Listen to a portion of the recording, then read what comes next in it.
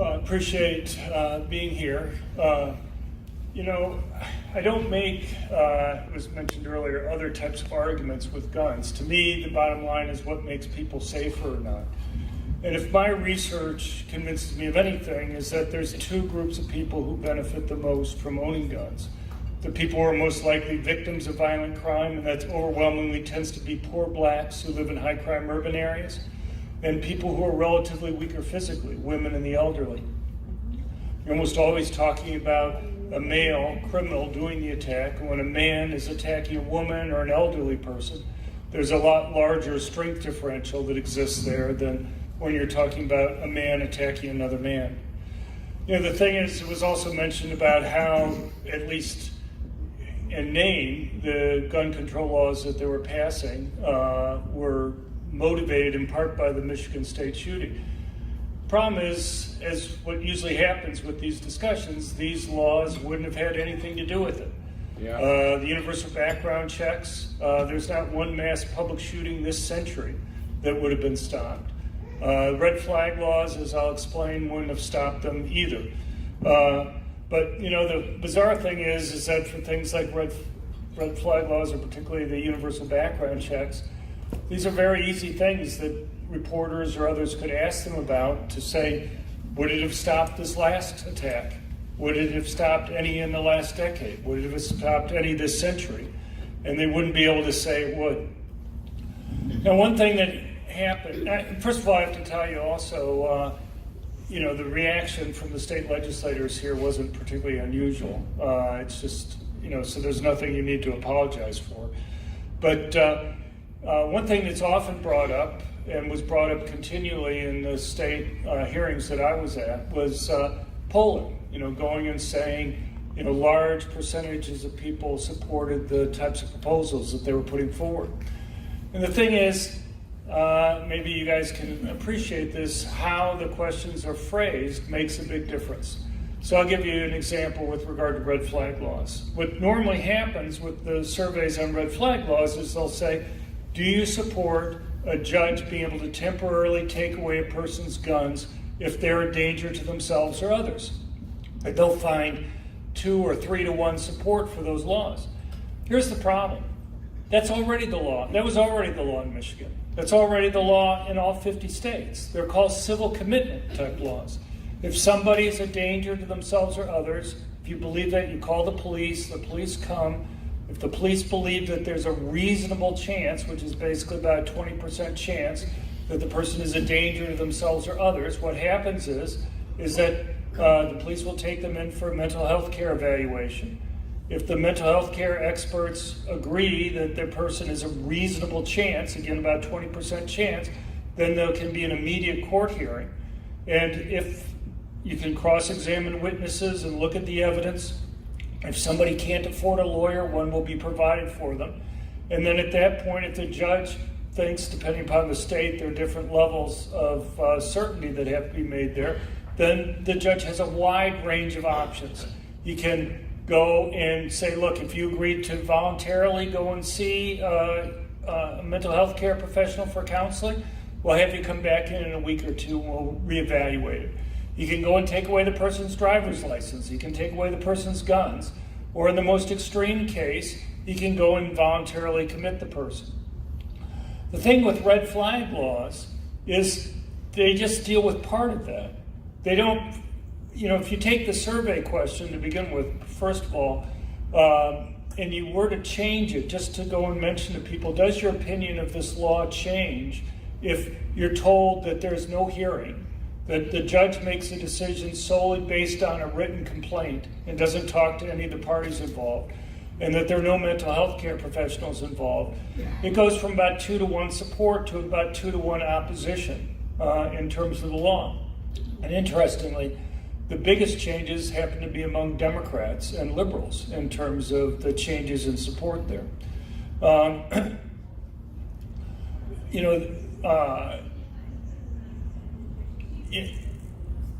The problem here, the big problem with red flag laws, is they just want you to believe that if you merely take away a person's guns, you solve the problem. About 95% or so of the time that these laws are used, They're used for concerns about suicide. The problem is, if you really believe somebody is suicidal, is simply taking away their guns, not involving any type of mental health care professionals to go and deal with the underlying problem, actually a solution? I mean, I'll give you one piece of evidence just to think about here.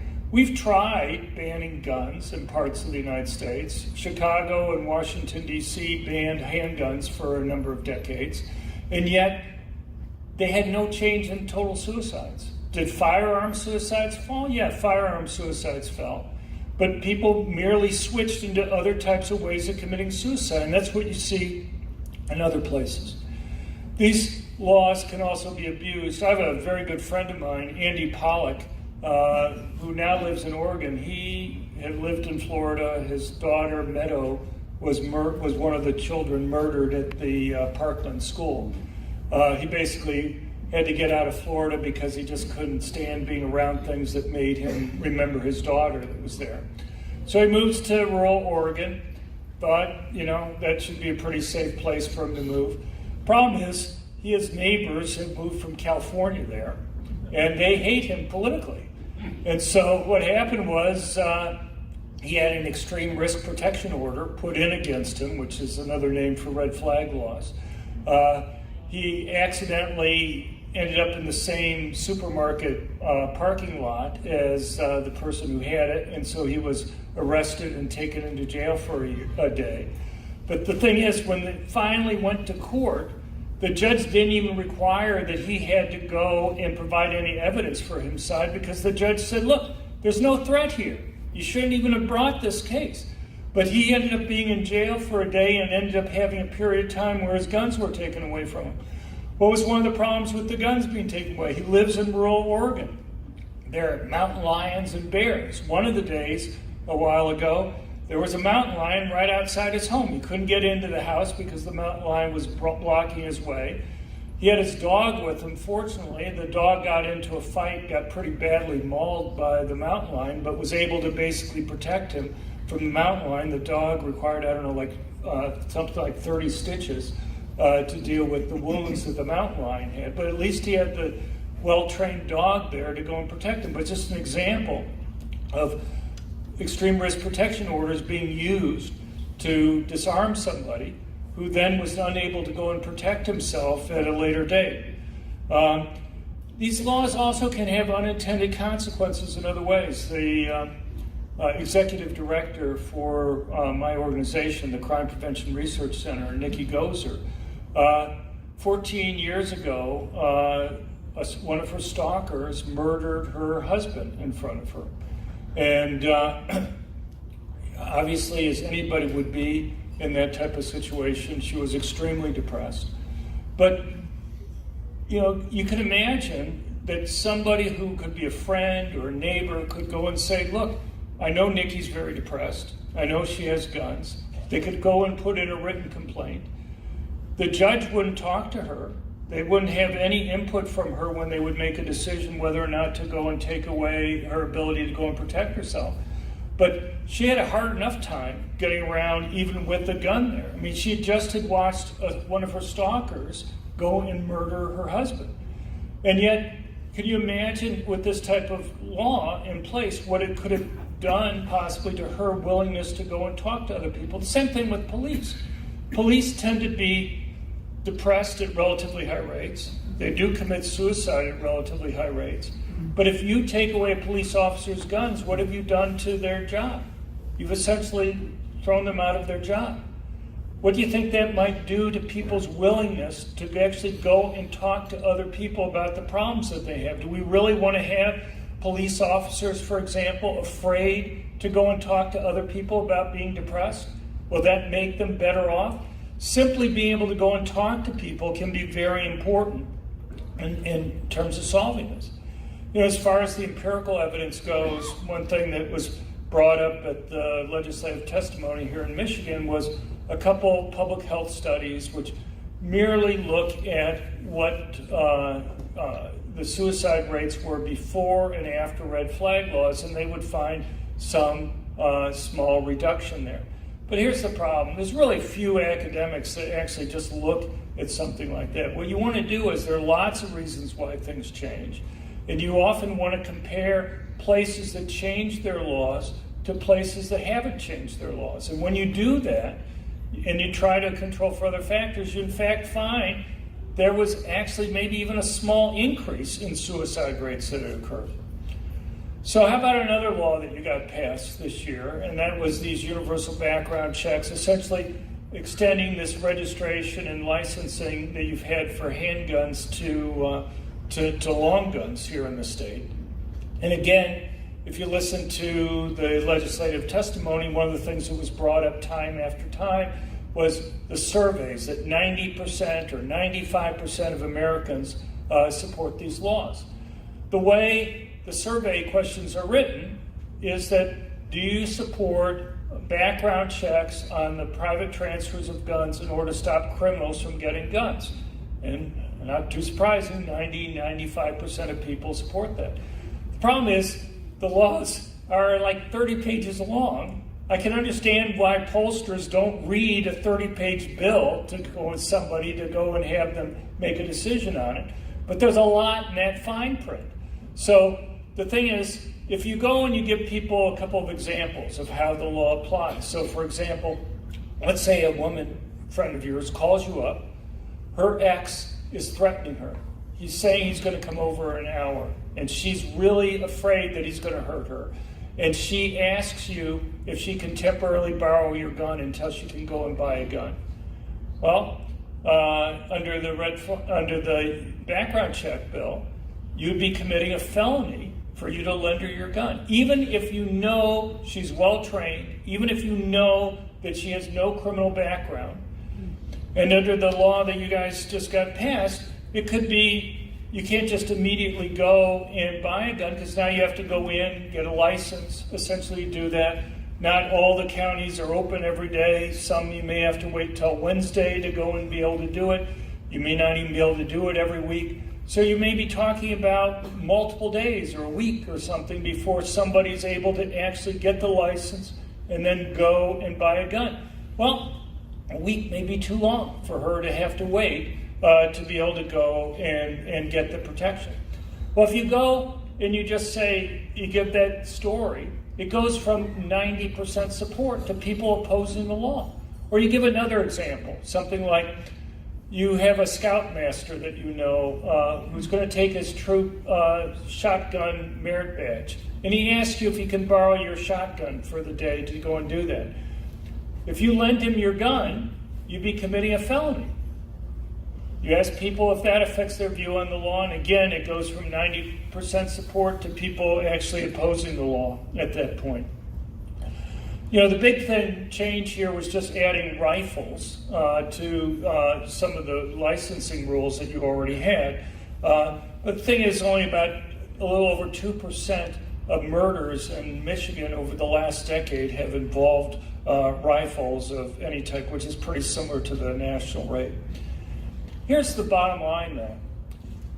Gun control people, when I was listening to the testimony, were saying this was going to be an important tool in solving crime. Well, there's a problem to that, and that is, we have places in the United States, for example, that have licensing and registration of guns for decades. Hawaii has had licensing and registration of guns since 1960. In theory, registering, licensing, and guns can solve crimes, because if a criminal uses a gun in a crime and they leave the gun at the crime scene and it's registered to the person who committed the crime, then you can go and trace it back to the criminal. The problem is that doesn't happen. When you look at it, Hawaii, the Honolulu police chief there couldn't identify one crime since 1960 that they've been able to solve. And the reason is pretty simple. One is, crime guns are almost never left at the crime scene. And the few times that they are left at the crime scene, it's because the criminal's either been killed or seriously wounded, so you've caught them anyway. And the once or twice that they're left there beyond that, they're not registered, or they're not registered to the person who went and committed the crime. You know, if you really want to have background checks on all private transfers of guns, I've been telling gun control activists for 20 years or 25 years how they could do that. They talk about reasonable gun control. My response is just reasonable changes to the gun control. So I'll give you a couple of points. One is, Biden will go and say that there have been 4 million dangerous or prohibited people that have been stopped from buying guns because of background checks. Now, I was just working in the Department of Justice myself recently. That's wrong. What you should say is there have been 4 million initial denials, and about 99% of those are mistakes. It's one thing to stop a felon from buying a gun. It's another thing to stop somebody simply because they have a roughly phonetically similar name and similar birthday to a felon. And the problem is that overwhelmingly discriminates against Black and Hispanic males. People tend to have names similar to others in their racial groups. Hispanics have names similar to other Hispanics. Blacks tend to have names similar to other Blacks.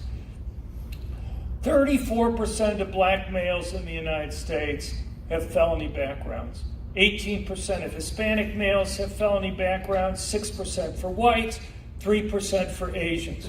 Well, where do you expect to have the highest error rates that would occur? It's going to be law-abiding, good Black and Hispanic males who are going to be discriminated against through absolutely no fault of their own.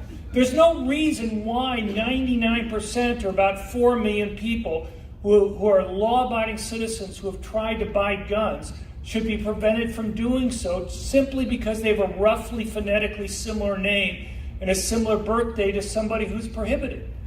I've been trying to get gun control people to correct this for 25 years. And there's a simple fix to it. All you have to do, how many people are business owners here? You ever do background checks on employees?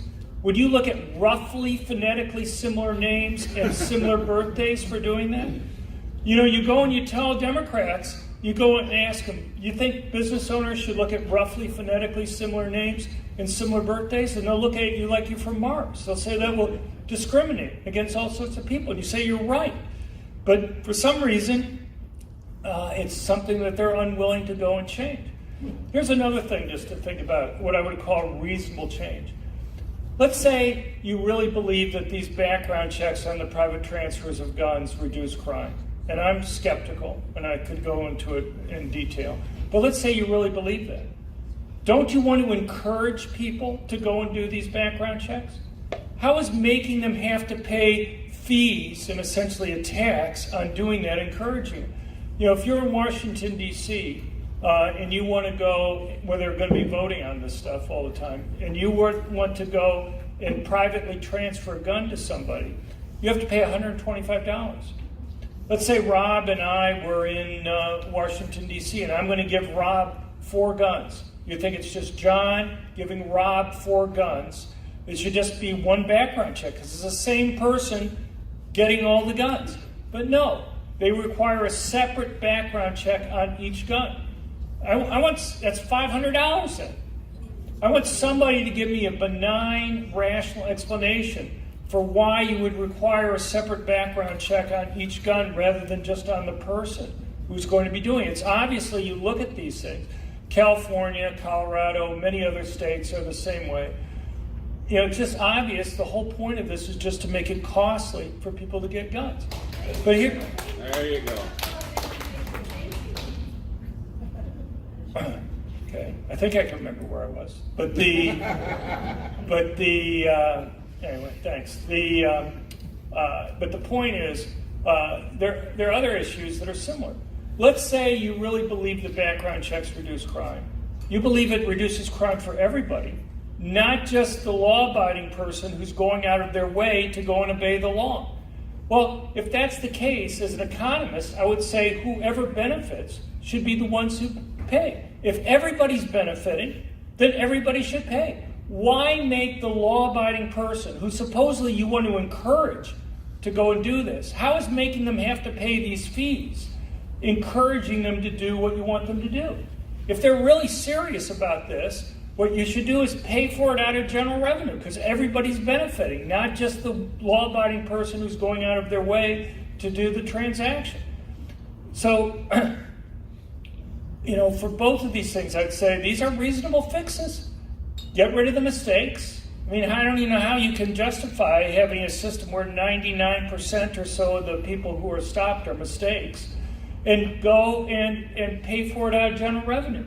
But they will fight you against either of those two changes. Ted Cruz, who I've known for almost 25 years, when they put the Fix Nix bill up a few years ago, tried to get an amendment in that would go and require that the federal government had to meet the same standards for doing background checks that private companies have to meet. Seemed reasonable.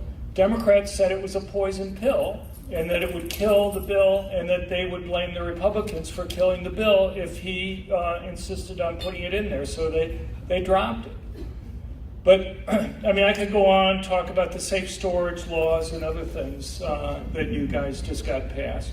What I would basically say that a lot of these laws are going to have unintended consequences, or at least consequences that I think are going to be pretty obvious.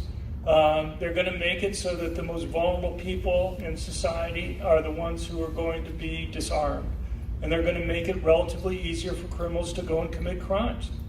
And so, if you care about people, if you care about, this isn't just with this, I mean, it's law enforcement in general. I'll just kind of end on this.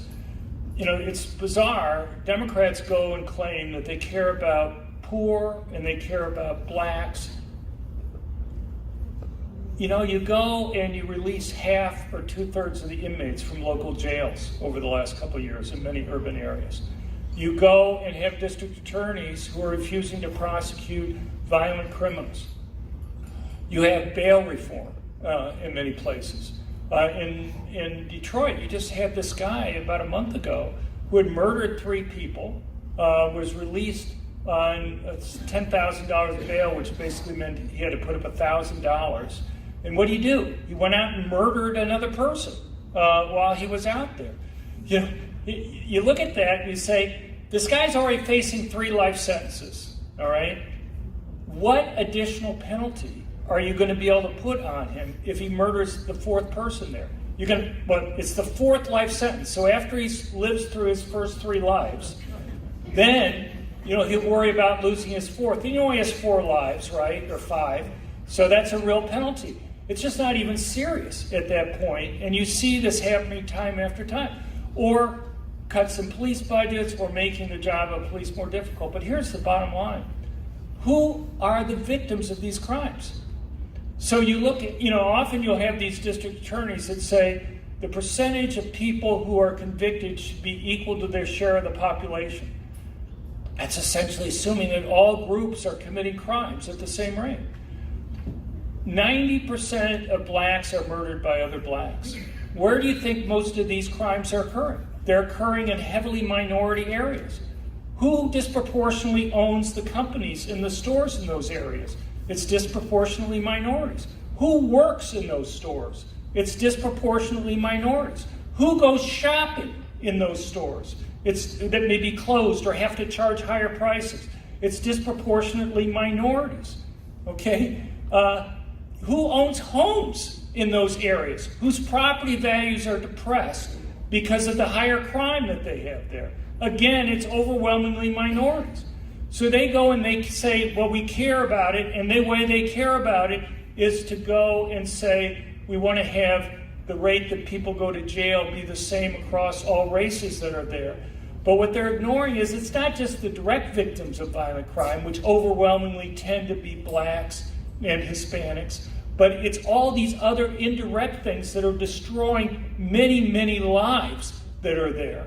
And so they may help a very tiny percentage of criminals that are there by making it so that they don't have to go to prison. But they're hurting large swaths of those communities then that, whose lives are being harmed in many different ways. Anyway, I thank you very much for your time, and I'm looking forward to hearing from Riley. So thank you very much.